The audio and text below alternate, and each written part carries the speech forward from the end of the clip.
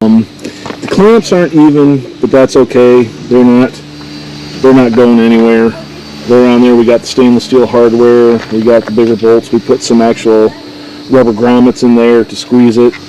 It has a little wiggle, but it's going to be fine.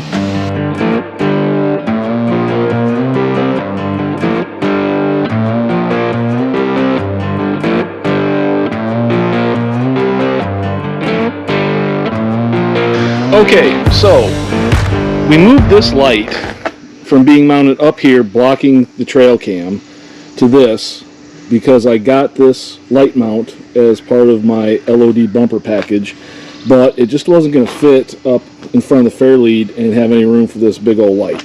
And I like this light and I want to keep it, but I also don't want it sticking out that far in front of the bumper, and it's still a little bit in the way of the trail cam. And I also don't want it to get in the way of the winch line if we have to have a severe angle up on the winch line. So I got this. Got it off Amazon. I'll put a link down below. And it's mounting rings for the bull bar that I'm hoping will attach on either side, and then we can tuck the light underneath. So let me get those out and do a test fit before I take anything apart, and we'll see how it goes.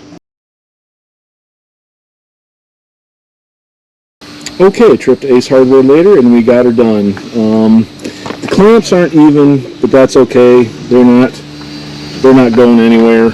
They're on there. We got the stainless steel hardware. We got the bigger bolts. We put some actual rubber grommets in there to squeeze it. It has a little wiggle, but it's going to be fine, and it's exactly the way I wanted it. It looks way better. It's flush. You don't get the option with LOD to not have this, and I knew I did not want to mount anything up here, so I wish I could have got it without. That way these clamps could have been straight up and down and it worked a little bit better. But you never know, maybe that'll come in handy a little bit later. But all in all, really happy with that. It looks good, and I'm pretty happy with it. So there it is.